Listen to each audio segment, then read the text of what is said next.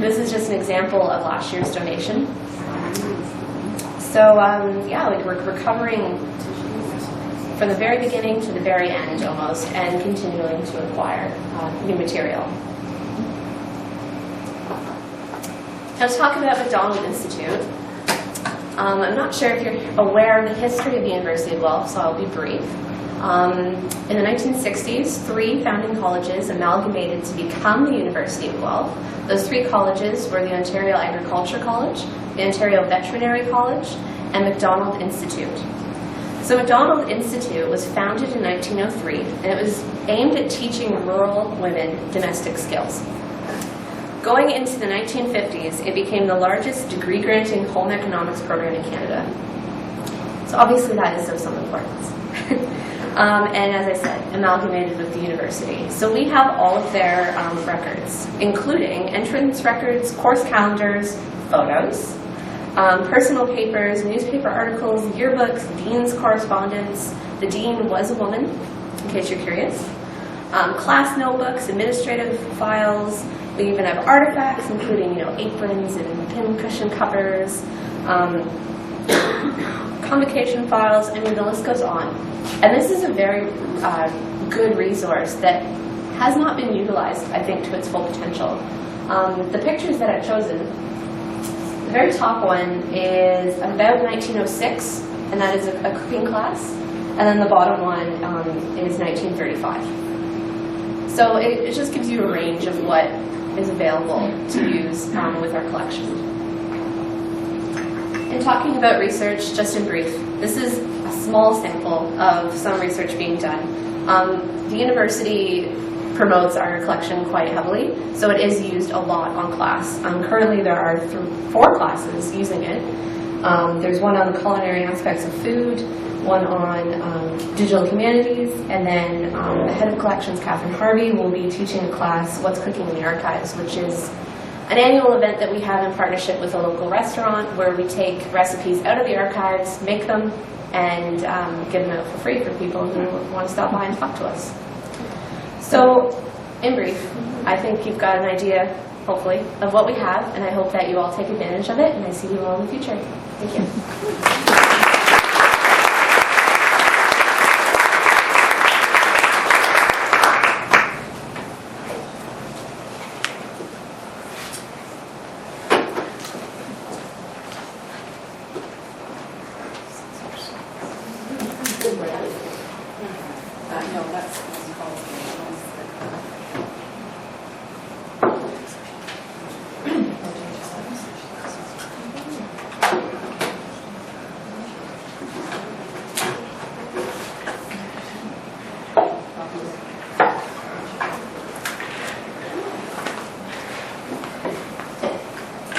Good morning, everybody.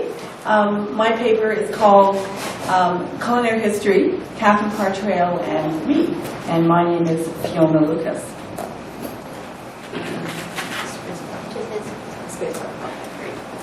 So, early February 1987, I just turned 30, and I surprised myself to find myself standing on the street with a severance envelope.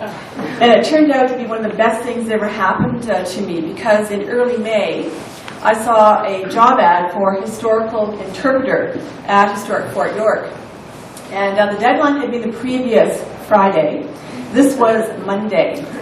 But I called anyway and asked if I could still apply, and I was invited to bring my resume in.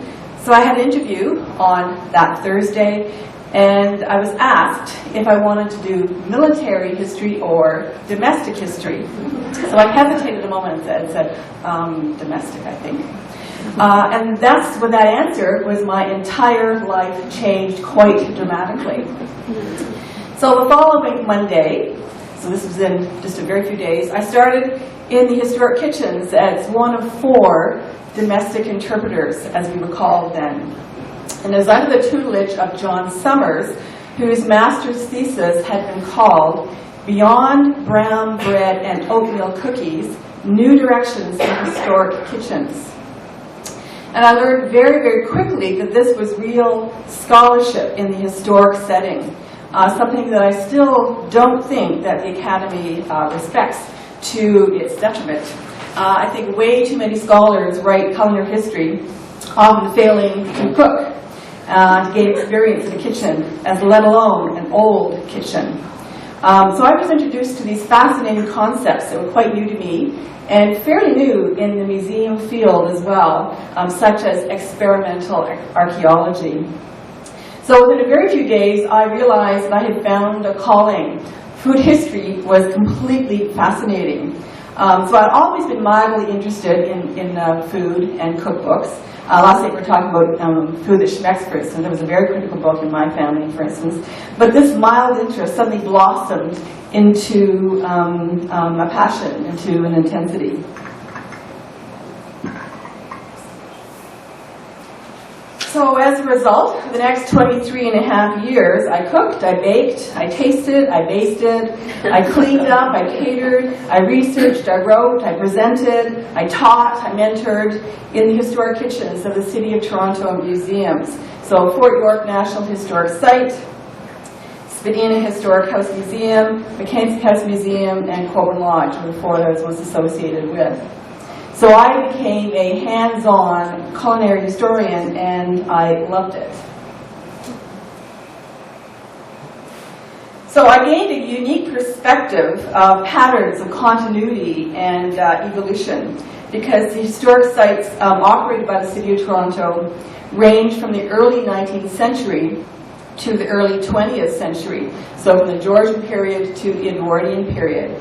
And I meant I learned a whole century's worth of kitchen technologies: the open hearth, the bake oven, the iron cook stove, the gas stove.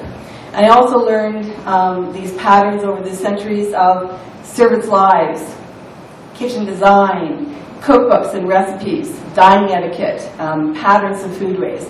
All this I began to see.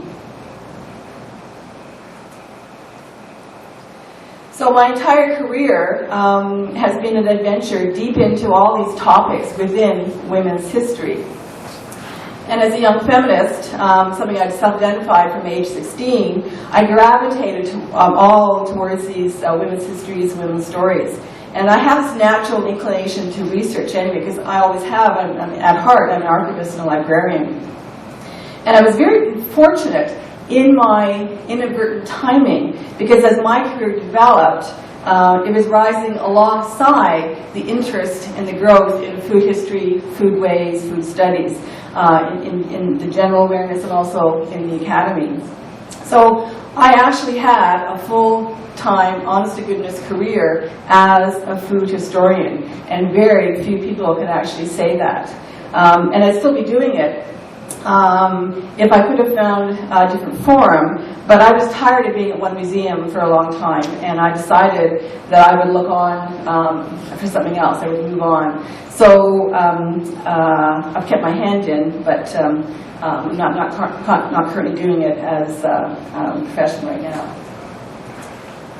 So I'm just going to give you a mini retrospective of what I did using verbs. So cooking. So I really learned the true skills of down-hearth cooking, the bake-oven, the cook stove. So I really felt the heat. You know, I got the burned forearms. You know, I swallowed the mouthfuls of smoke. You know, I got in there and developed these real instincts for reading the old cookbooks, reading the old recipes. And I've actually brought a copy of a recipe that you might be interested in, buckwheat pancakes from Female Immigrant's Guide. So all of this started leading to providing food for special events, meetings, and meant that I got into catering as well within the city museums. And I had many opportunities to cater many interesting events, but my personal favorite, my proudest moment, was the very first Georgian dinner at Fort York. It was 150 people. This was an annual fundraiser put on by the Friends of Fort York, and it was Bridget and I who organized that very first one. It was a huge effort of archival research and planning for the dinner to be as authentic to the early 19th century in early Ontario as we could achieve. And that first dinner was a truly magical experience. We really did get at the flavors and the presentation of the unusual but appropriate recipes. the whole formal à la française dinner service, which is so unlike ours today. So this entailed teaching this very careful choreography to the wait staff who were dressed as soldiers. And we had to inform the diners about the old etiquette, so they would use the old etiquette while they were eating this old dinner. It was very visually beautiful, candlelight costumes. A lot of the participants got dressed in costume as well.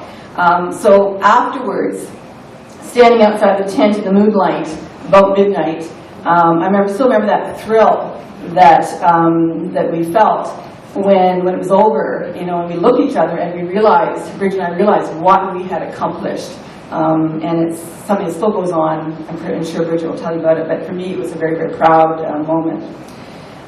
So that was a major, major research project. That was definitely a highlight for me.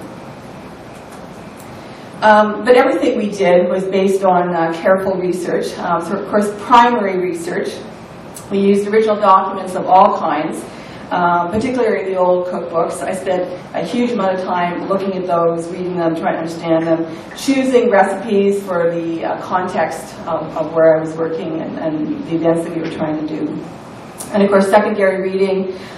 In those days, there wasn't a whole lot of secondary reading available. Since then, of course, there's been a huge, absolutely huge explosion of food history books over the past 3 decades.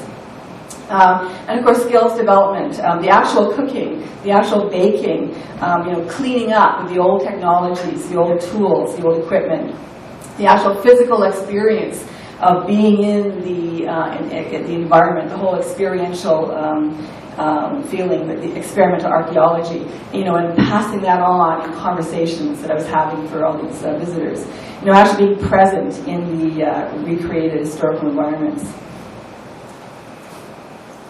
And I was absolutely hailing these old books in the Fort Library. I was going to the ballroom room. I was going to the Fisher Rare Book Library, to read the really old ones.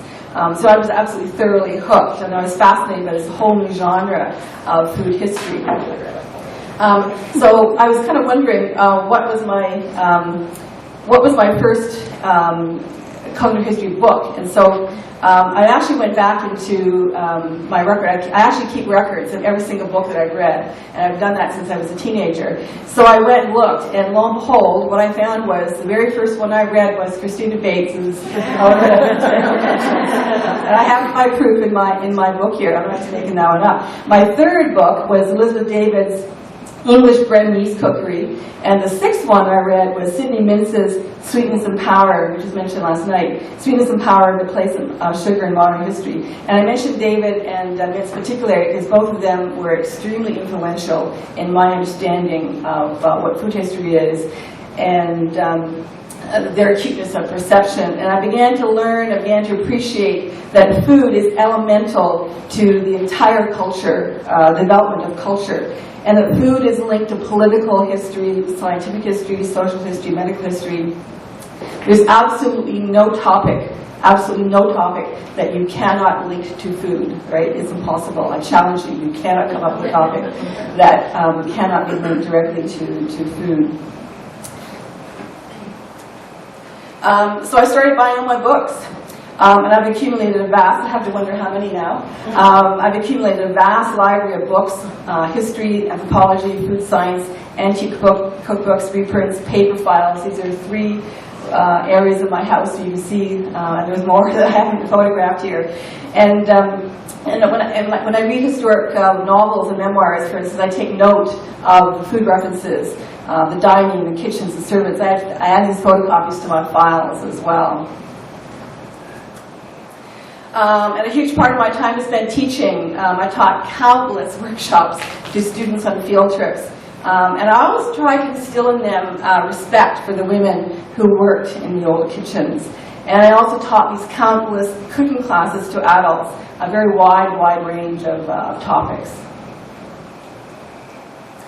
And of course, there's a lot of speaking and writing as well.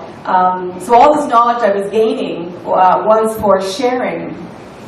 Throughout these years, I did a lot of writing, publishing, public speaking at conferences, media appearances, and all of it was concerned in some way with some aspect of women's lives.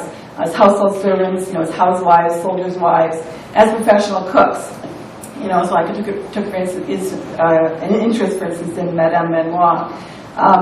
My biggest writing project, besides my MA thesis, was my book, Hearth and Home, Women and the Art of Down Hearth Cooking. So anybody's interested, I do have copies with me. So I was very proud of this little book. I did a lot of mentoring as well. My major accomplishment was to found the City of Toronto Museum's volunteer historic cooking group, which is still going strong. I led it for about 15 years. It developed into a multi-site program, and I established an entire training program of progressive readings, progressive culinary skill development, progressive recipe practice, that kind of thing.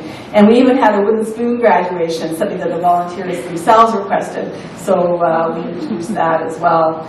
And the Volunteer Historic Cooking Group has gained a really solid reputation for excellence in hands-on culinary history in the old kitchens.